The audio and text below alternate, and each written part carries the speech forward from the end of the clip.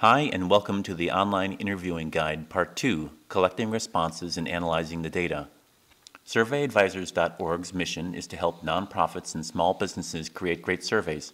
We're a group of industry professionals volunteering our time and expertise to help you.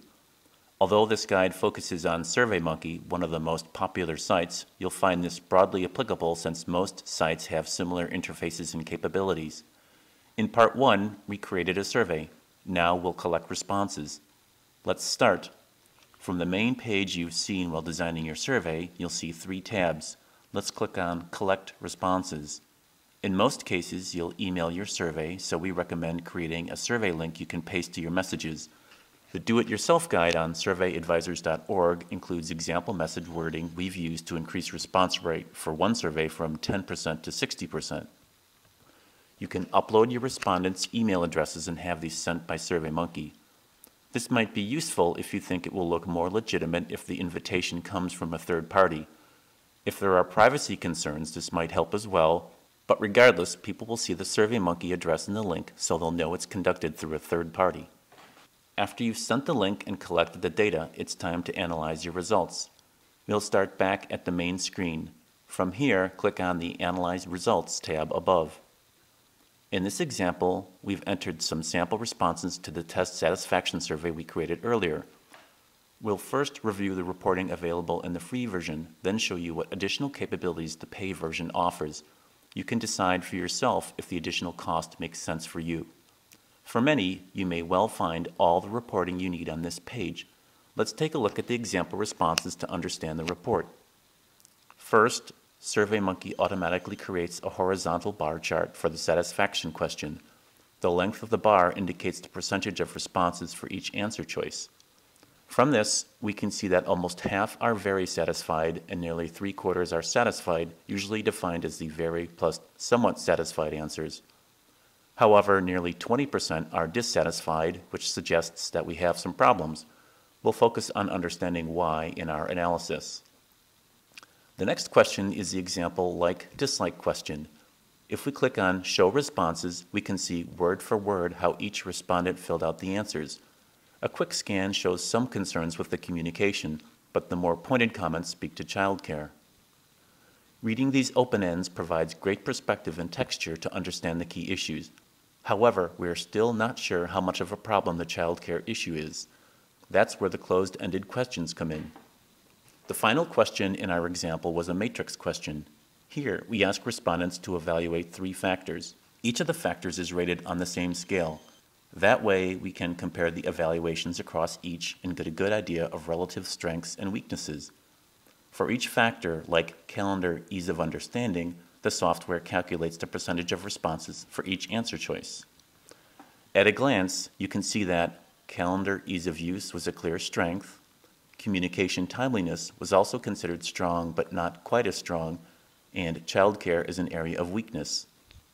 If we click on Browse Responses in the upper left-hand menu, we can review each respondent's answers to our question.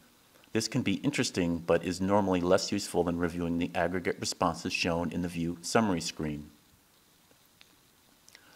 All of the remaining options are available only to those with the paid professional account. Again, what we've reviewed so far may well provide everything you'll need.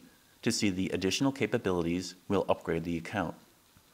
The restrictions of other free software sites are similar. However, this is constantly evolving, and we strongly suggest that you Google online survey and check out what deals and special offers might be available to you. It's possible you find all these capabilities offered free on another site. Okay, we've upgraded the account. Let's review some of the additional capabilities. We'll click on Filter Responses. Using this, we can view responses only among a certain subset defined by the filter. Let's say we want to understand what concerned the dissatisfied people. We'll filter by responses. We could have also filtered by properties such as date completed. We'll select the satisfaction question and select Very Dissatisfied. We'll then save the changes. And now we'll see feedback only among the least satisfied respondents where we'll need to make some changes. If we look at the like-dislike question and click Show Responses, we can see the dissatisfied people had serious problems with childcare. In this way, the filter function allows you to zero in on any group of interest and isolate their feedback. Crosstabs are similar. We'll first unselect the filter, then click on the crosstab response choice. We'll again select the test satisfaction question and select all 5 of the answer choices to include.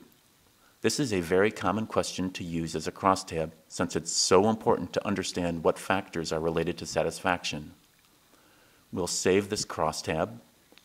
We'll look at the results from the matrix question. In the first question, we'll cross-examine how people's answers to the satisfaction question related or didn't relate to their assessment of the calendar's ease of use. This shows that 100% of the people who were very satisfied agreed strongly that the calendar was easy to use. Of the somewhat satisfied people, 67% felt the calendar was very easy to use, and 33% thought the calendar was somewhat easy to use. Of the very dissatisfied people, the ones we'll need to better understand, 100% felt the calendar was very easy to understand. This tells us that whether people like the calendar or not doesn't seem to have an effect on their satisfaction. The calendar simply isn't a strong driver of satisfaction. If we scroll down to the childcare factor, we see again that 100% of the people who were very satisfied agreed strongly that the childcare drop-off was easy. But of the people who were very dissatisfied, 100% also disagreed that the drop-off was easy. From this, we would conclude that childcare performance was closely related to satisfaction. So, childcare is a strong satisfaction driver, and in this example would be what we'd focus on improving. These 2 options, the filters and crosstabs, are the main capabilities that the professional version adds. You can also download responses. For highly technical people, this enables you to analyze the data using your own statistical packages, but that really isn't necessary in the vast majority of cases. And with that, we've completed our video series of online interviewing. Remember, more free resources are available on surveyadvisors.org, including a full do-it-yourself questionnaire guide. Thanks very much, and we hope this helps you create a great survey.